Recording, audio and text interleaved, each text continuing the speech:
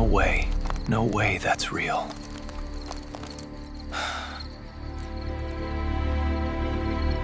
Panel gaps still look factory tight. Whoever built this cared about every millimeter.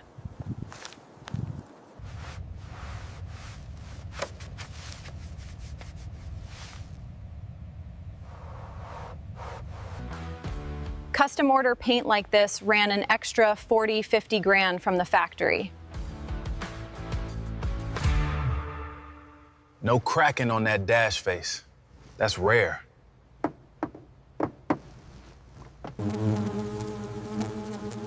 Got tenants back here I need to evict first.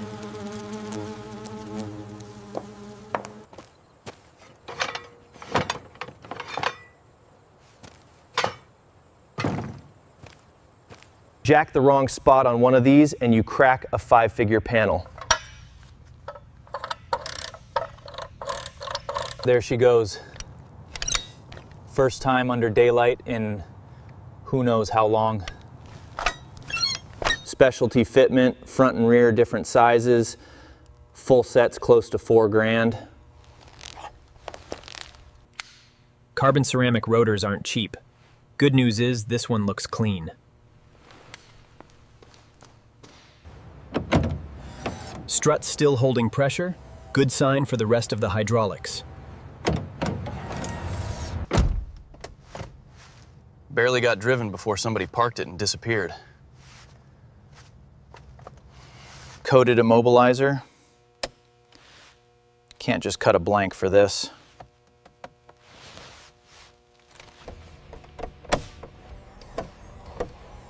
Factory tool roll survived. That almost never happens. If this turns over clean, we're in unbelievable shape. Still, every fluid gets flushed before this engine ever cranks.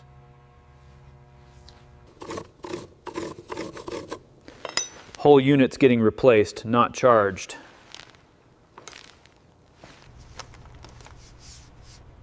We got lucky. Real lucky.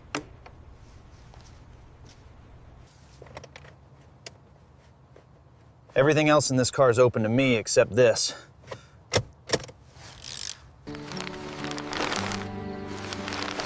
Get some rest, girl. Big day tomorrow. All right. Day 2. Let's get to work. Let's get to work.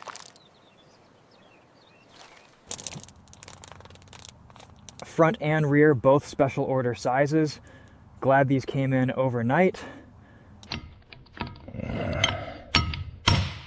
These are torqued to spec, about 988 foot-pound stock. Rotor's got some surface rust, but nothing a good bedding in won't fix. Careful with the bead on these. The wheel lip is thinner than a standard road wheel. Star pattern, even torque. Rushing, this is how you warp a rotor. Rear is a completely different size, wider contact patch for all that power.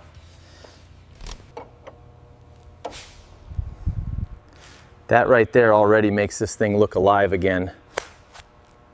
Negative off first, always. Last thing I need is a short across this loom. Dead weight. Literally.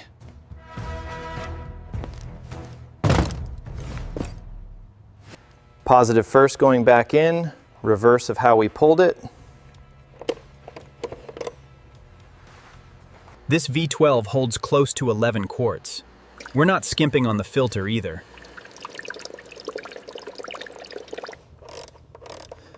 Filter housing's aluminum, so no cranking this thing on hard. Full synthetic, factory spec. This engine doesn't forgive cheap oil. Coolant's gone brown. Full flush, not a top off. Brake fluid pulls moisture over time. This needs a full bleed, all 4 corners. Watch for clean fluid with no bubbles. That's how you know the line's good.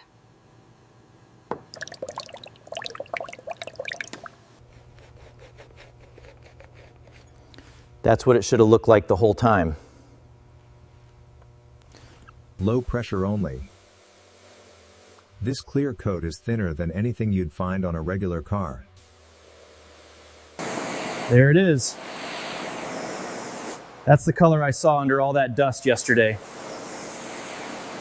Feel that grit. That's tree sap and mineral deposits baked into the clear coat. That one's past polishing. That's a paint correction job, maybe a blend into the fascia. Keeping this contained so I don't burn through paint on the good panels next to it.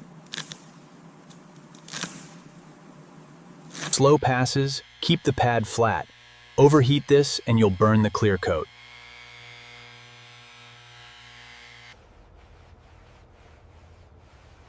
You'd never know that was there 5 minutes ago.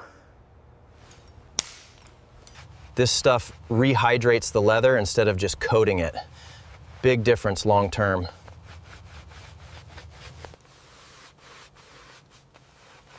There's that weave. Couldn't even see the pattern under the dust yesterday. Carpet's original, no need to replace it, just needed the years pulled out of it.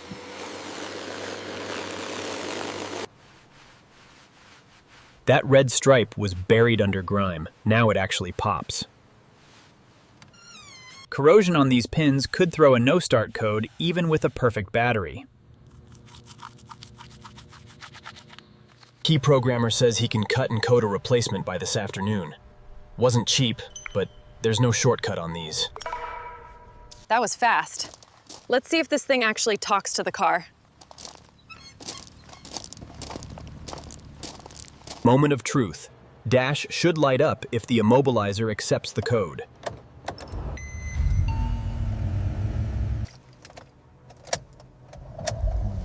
There we go, she's talking to us.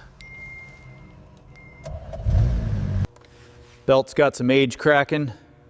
Cheap insurance to swap it before we ever fire this thing. Routing diagram stuck right here on the shroud. Pro-Kut, good thing, because this routing is not intuitive. Engine bay is going to look as good as the outside by the time we're done. There we go, after 2 days, finally getting in here. Back on her own feet for the first time in years.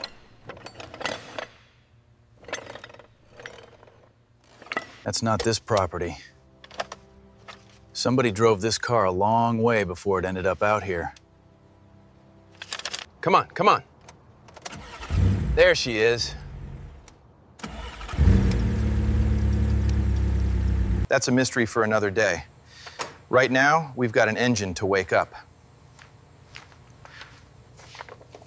Listen to that. No knock, no smoke, running smooth as the day it left the factory. 2 days ago, this was a dead car in a field. Today, it's ready for the road. If you want to see what's in that photograph and where this car really came from, make sure you're subscribed. That story's coming next.